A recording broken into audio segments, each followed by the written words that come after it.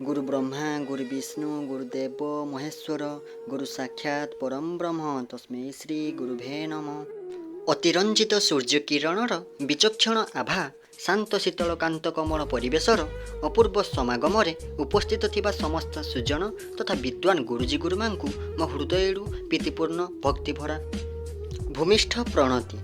उपस्थित थिबा मोर बड़ भाई और भौणी और भाषण प्रतियोगी बंधु माननकु आंतरिक शुभेच्छा जणाई आजिर भाषण कार्यक्रम आरंभ करुछि। गुरुंकु नमणिब नर गुरु ही साक्षात ईश्वर। गुरुंक प्रति उत्सर्गीकृत एही महान श्लोकटी प्रकांतर सूचाई दिए गुरु ही ईश्वर सदृश। गुरुंक आशीर्वाद माटी हो जाए सुना पुणी पत्थर हो जाए हीरा।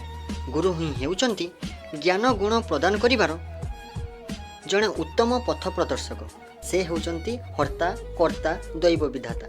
जहां पाई आमे एठारे उपस्थित होइछे से ही महापुरुष डॉक्टर सर्वपल्ली राधाकृष्ण को मोर कटी कटी प्रणाम।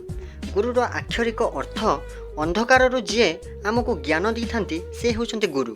समग्र भारत वर्ष में सेप्टेम्बर मास 5 तारिख दिन गुरु दिवस पालित हुए। यही पवित्र दिवस में डॉक्टर सर्वपल्ली राधाकृष्ण धरापृष्ठ भूमिष्ठ होई।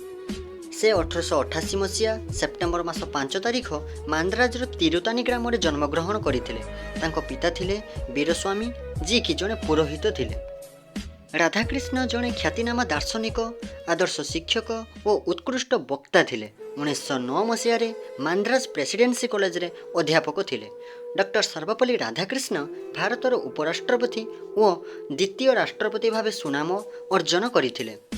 से इंग्लैंडर सर्वोच्च उपाधि ऑर्डर ऑफ मेरिट पद पाइबार सौभाग्य अर्जन मध्य करथिले।